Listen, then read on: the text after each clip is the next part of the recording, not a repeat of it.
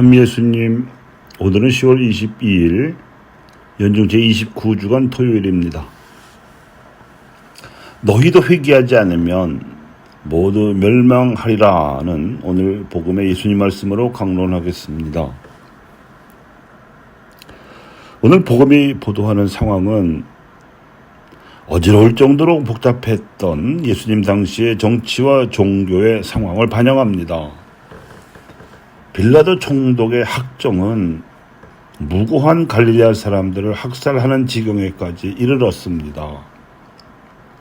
그 갈릴레아 사람들은 아마도 헤로데가 참수하여 죽인 세례자 요한을 위한 제사를 드리려던 참이었는데, 빌라도는 헤로데가 자기 허락도 없이 세례자 요한을 죽인 데 대한 안갚음으로 엉뚱하게도 요한의 추모자들을 죽여버린 겁니다. 또한 성전 제사에서 들어오는 성전세라든지 각종 제물에만 관심을 두었던 사두가이들은 성전 안에 있던 실로암 탑이 무너져서 순례하던 유다인들이 깔려 죽을 정도로 순례자들의 안전이나 성전 시설 관리에는 도무지 신경을 쓰지 않았습니다. 한마디로 당시 예루살렘과 이스라엘 사회는 정의라는 가치와 공동선의 질서가 무너져 있었고, 이를 바로잡을 종교적 권위까지 무너져버린 상황이어서 최고선의 가치도 땅바닥에 떨어져 있었습니다. 그래서 예수님께서는 이 상황을 총체적인 난국으로 인식하시고 직접적으로는 책임이 없어 보이는 백성 전체를 향해서 너희도 회개하지 않으면 모두 그렇게 멸망할 것이라고 경고하신 겁니다. 당시 이스라엘 사회는 포도밭에 심겨진 무화과 나무와 같았습니다. 그러니 무화과 나무에 둘레를 파고 걸음을 준다 한들 무화과 나무에서 포도 열매가 열릴 수는 없으므로 아무리 기다려봐야 전혀 소용이 없는 노릇이었습니다. 차라리 무화과 나무를 베어버리고 포도나무를 새로 심어야지요. 따라서 이 총체적 난국에 대한 대책 역시 근본적인 회개가 필요하다는 것이 예수님의 시국관이었던 겁니다. 그래야 새로 심겨진 포도나무가 그리스도 교회였고, 사도 바울은 그 일꾼이었습니다.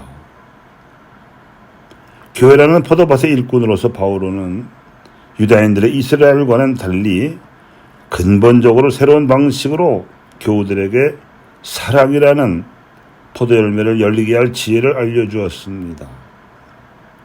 그에게 교회는 그리스도를 머리로 하는 그분의 몸이었고, 신앙인들 각자는 그 몸의 지체들이었습니다. 따라서 그 몸이 사랑으로 성장하기 위해서는 서로가 알맞게 기능과 역할을 수행해야 한다고 역설했습니다. 사도든 예언자든 복음 선포자든 사목자나 교사든지 간에 각자가 맡은 자기 직분에 따라서 그에 알맞게 그리스도의 진리를 따라서 사랑을 실천해야 한다는 것입니다. 교회에 관한 이 지혜를 실천하는 데 있어서 유용한 이야기가 있습니다. 바로 토끼와 거북이의 경주입니다. 이 이야기는 우화입니다. 우화란 동식물을 인격화시켜서 인간 세상을 풍자하거나 사람들에게 교훈을 주려는 이야기를 말하지요. 이 우화에서 토끼는 거북이에게 누가 빨리 가는지 내기하자고 제안합니다. 내기해봤자 그 예상되는 결과가 뻔한데도 거북이는 그 제안을 수락을 했고, 드디어 경주를 시작했는데 토끼가 승리를 낙관한 나머지 낮잠을 자는 바람에 성실한 거북이가 경주에서 이겼다는 이야기입니다. 하지만 우화에서와 달리 현실의 토끼는 낮잠을 자지 않습니다. 밤잠을 아껴서 질주합니다.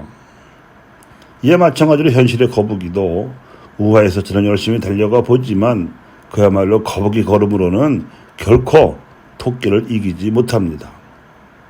이 우화가 주는 현실의 풍자는 그럴듯하지만 전제와 설정이 잘못되었습니다. 실제 현실에서 토끼가 사는 장은 육지요, 거북이가 사는 장은 바다입니다.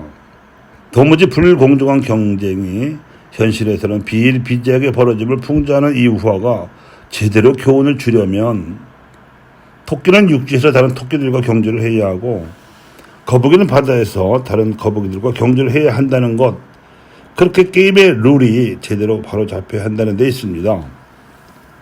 교회에서도 이 우화의 메시지는 신기할 정도로 적중합니다. 교회는 신자들의 공동체로서 전례 공간 건물을 뜻하는 성당과는 다릅니다. 교회는 성당을 포괄하여 신자들이 사는 지역의 공동체이기도 하고 일하는 분야의 공동체이기도 합니다. 성당은 주로 본당의 사목활동을 비롯하여 성사활동과 교리, 교육활동이 이루어집니다. 성직자가 주도할 수밖에 없습니다. 본당에서의 평신도 조직 이름이 신자총회가 아니라 사목협의회라고 해서 평신도들의 몫을 강조하고는 있으나 실제로는 사목자들의 역할을 보조하는 역할을 넘지 못합니다. 본당이라는 장이 성사를 최우선으로 하여 설정된 마당이기 때문에 그렇습니다. 여기서 우리가 확인해야 할 사실은 평신도들의 사도직이 펼쳐져야 할 본격적인 장은 사회라는 점입니다.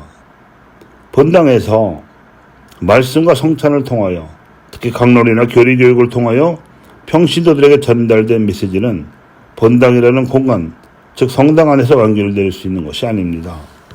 가정과 직장 그리고 사회적 활동이 이루어지는 사회 무대에서 실천되고 완결되어야 하는 것입니다.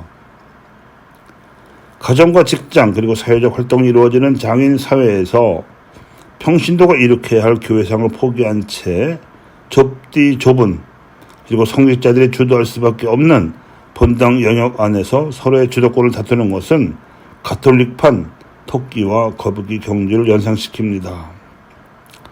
요즘 우리 사회도 어지럽습니다. 최고선과 공동선의 가치가 흔들리고 있기 때문입니다.